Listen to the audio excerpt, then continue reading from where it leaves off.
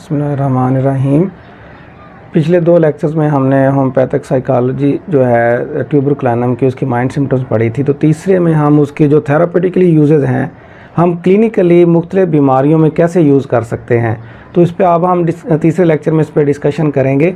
तो अमूमन कुछ होम्योपैथ्स में ये आइडिया चलता है, ये बड़ा कमज़ोर आइडिया है कि मुख्तलिफ नसोर्स के बारे में, कि किसी मरीज़ को अगर टीबी है तो हम उसको ट्यूबरकुलोसिस दे दें, अगर उसको गोनोरिया है तो उसको मेडोराइनम दे दें, अगर उसको सिफिलिस के मसाइल हैं तो सिफलाइनम दे दें, और अगर उसे कोई सोराइसिस टाइप मसला है तो हम उससे सोरिक इश्यूज़ हैं या सोराइसिस है तो उसको हम सोराइनम दे दें। ये आइडिया बिल्कुल गलत है। हमने मरीज़ के according to science and symptoms जो उसकी अलामत बनती हैं, हमने उसके हिसाब से चलना है। जस्ट टीबी की अलामत मिलने पर हमने उसको ट्यूबरकुलोसिस नहीं देनी। थेरापेटिकली हम इसको कैसे यूज़ कर सकते हैं? ट्यूबरकुलोसिस जो है बुखार में जो वक्फादार इंटरमिटेंट फीवर्स होते हैं उसमें बहुत ज़्यादा इस्तेमाल होती है। ऐसा फीवर जो चंद हफ्तों के बाद फिर आ जाए, पुराना बुखार, मरीज़ आके जी मुझे पुराना बुखार है, कुछ हफ्तों बाद फिर आ जाता है तो वहाँ ट्यूबर देंगे। और ऐसे बुखार जो ठंडी हवा के पड़ने से या ठंडी हवा को हम एक्सपोजर हुआ और उससे हो गया, ये मरीज़ थके थके हमेशा लगेंगे। और या थकावट की वजह से जिन लोगों को बुखार हो जाए, ऐसी माँ आ जाती है कि ये बच्चा मेरा सारा दिन बहुत खेलता है और शाम को उसको बुखार हो जाता है। जिस दिन भी ये मेरा बच्चा भाग दौड़ करे, शरारतें करे, बहुत एनर्जी वाले काम करे, भाग दौड़ शरारतें जंप लगाए, उसी दिन इस बच्चे को या इस बड़े बंदे को बुखार हो जाता है। थकावट की वजह से बुखार, ओवर ईटिंग की वजह से जिन लोगों को बुखार हो जाए, जिस दिन ज़रा ज़्यादा अच्छा पका था खाना खा लिया उनको बुखार हो गया, ट्यूबरकुलोसिस उनकी एक बेहतरीन दवा है। इसके अलावा मैदे के मुख्तलिफ मसाइल में जो पुराने अमराज हैं नहीं हट रहे, हम ट्यूबरकुलोसिस को एज़ इंटरकरेंट रेमेडी हम बेस इस ट्यूबरकुलोसिस दे के अगर ऐसे मरीज़ों का जो उसकी सिम्टोमेटिक मेडिसिन देंगे तो रिज़ल्ट जो है तेज़ भी आता है और फास्ट भी आता है। इसके अलावा हम देखें कि वेल सेलेक्टेड रेमेडी, हम चाहते हैं, हमने जो केस लिया उसकी जो बेहतरीन दवाई बनती थी हमने मरीज़ को दे दी, लेकिन उसका रिस्पॉन्ड नहीं आया। उसका रिस्पॉन्ड ना आने पर अगर हम उसी मरीज़ को ट्यूबरकुलोसिस देंगे तो जो उसकी दवाई बनती थी, ट्यूबरकुलोसिस की वजह से जो एक उसकी वाल ब्रेक बनी हुई, जो वाल बनी थी वो टूट जाएगी और मरीज़ को बड़ी तेज़ी से रिलीफ मिलना शुरू हो जाएगा। हाँ, जिन लोगों के ख़ानदानों में पहले से टीबी के मरीज़ थे, अब वालदैन को रही या ख़ानदान में टीबी के असरात चलते हैं, ऐसे लोग आप देखते हैं कि इनमें टीबी की हिस्ट्री है। अब उनको एनीमिक लोग हैं, असाबी तौर पर कमज़ोर लोग हैं, या चेहरे पीले हैं और पीछे ख़ानदान में टीबी की हिस्ट्री है, मुख्तलिफ मसाइल के साथ आएँ, आप उनको ट्यूबरकुलोसिस से उस केस को स्टार्ट करें तो आपके रिज़ल्ट बड़े फास्ट और बेहतरीन आएंगे। इसके अलावा सर दर्द में ट्यूबरकुलोसिस बहुत ज़्यादा इस्तेमाल होती है।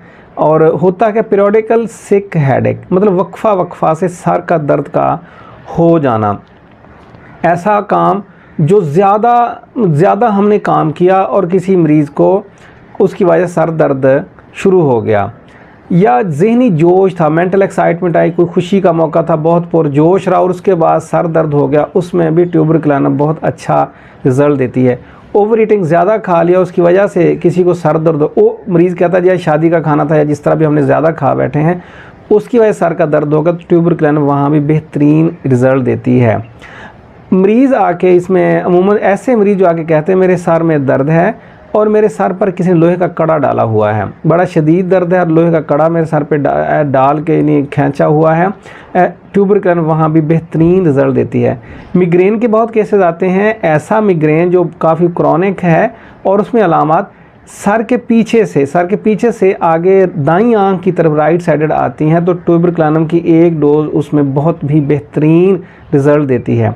अब ट्यूबरकुलोसिस का बुखार है, अगर हमारे पास ट्यूबरकुलोसिस का मरीज़ है, उसको बुखार है, हम सिम्टम ले तो उसकी जो मेन करैक्टरिस्टिक सिम्टम होती है कि जब सर्दी लग रही हो या गर्मी लग रही हो, मरीज़ को जो ट्यूबर का सारा कॉन्स्टिट्यूशन दे रहा है, जो हमने पीछे मेंटल सिम्टम्स पढ़ी हैं उनमें से कुछ मिल रही हो या कुछ अपीयरेंस मिल रही है, और उसके साथ उसको बुखार में सर्दी या गर्मी हो, उसमें ठंडे पानी की ख्वाहिश होगी। ट्यूबर का मरीज़ चिल्ली होता है, चिल्ली, लेकिन इसको जो चाहे सर्दी लग रही है चाहे गर्मी लग रही है, हीट का कह रहा है, लेकिन इसको हमेशा ठंडे पानी की ख्वाहिश बुखार के दौरान रहेगी।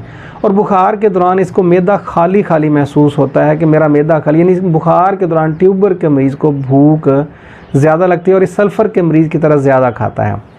दूसरा, अगर डायरिया है तो सल्फ़र के मरीज़ का डायरिया के सिम्टम उठा लें या ट्यूबरकुलिनम के मरीज़ की डायरिया के सिम्टम उठा लें, सेम है। अगर सल्फ़र के वजह से आराम नहीं आ रहा तो आप वहाँ ट्यूबरकुलिनम अप्लाई करेंगे तो वो डायरिया बिल्कुल ठीक हो जाएगा। अब इसके साथ साथ रोमेटिक पेन्स में ट्यूबरकुलिनम का बहुत ही बेहतरीन रोल है।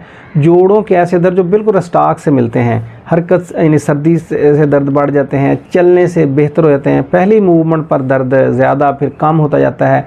हमने रस्टाक्स दी, रस्टाक्स फेल हो गए तो हम वहाँ ट्यूबरकुलिनम की एक डोज देंगे, फिर रस्टाक्स दे दें और वह बड़े अच्छे रिजल्ट आते हैं। बेसिकली ट्यूबरकुलिनम जो सॉफ्टनिंग ऑफ मसल्स के लिए इस्तेमाल होती है, जब मसल्स हार्ड हो जाएं, सख्त हो जाएं, सॉफ्टनिंग ऑफ मसल्स पे अगर ऐसा मरीज़ कहता है और हम अंदाज़ा लगा लेते हैं कि रस्टाक्स से इसको फ़ायदा होता है, आप ट्यूबरकुलिनम दें और उसके बाद रस्टाक्स दें, या रस्टाक्स फेल हो गई है वहाँ ट्यूबर दें तो फ़ौरन रिज़ल्ट आता है।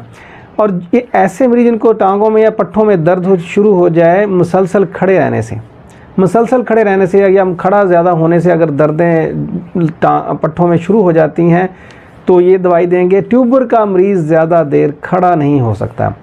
अगर इसके पसीने की तरफ देखें तो अक्सर हमारे पास मरीज़ आते हैं मुख्तलिफ के भी, इसका मरीज़ जब भी पसीना आएगा तो कपड़े पे पीले निशान छोड़ जाएगा। मुख्तलिफ मरीज़ आते हैं, मुख्तलिफ लोग वैसे आ जाते हैं, जी डॉक्टर साहब मैं जब भी दवाई मैं पता नहीं क्या है, मेरा पसीने आते हैं और इन पसीनों से मेरे तो कपड़ों पे पीले निशान पड़ जाते हैं। इसका इलाज कर में तो कपड़े काफ़ी सारे वो ख़राब हो गए, मुझे ज़ाये करने पड़े हैं या निशान पके। तो आप ट्यूबरकुलिनम देंगे तो यहाँ वहाँ बहुत ही अच्छा रिज़ल्ट देती। थेराप्यूटिकली एक बहुत ही इम्पॉर्टेंट पॉइंट है कि हमने केस लिया और जो उसमें जो पैथोलॉजिकल सिम्टम या जो भी उसकी जो थेराप्यूटिकली लिया उसमें या साइकोलॉजिकली लिया तो ट्यूबर का केस बनता था।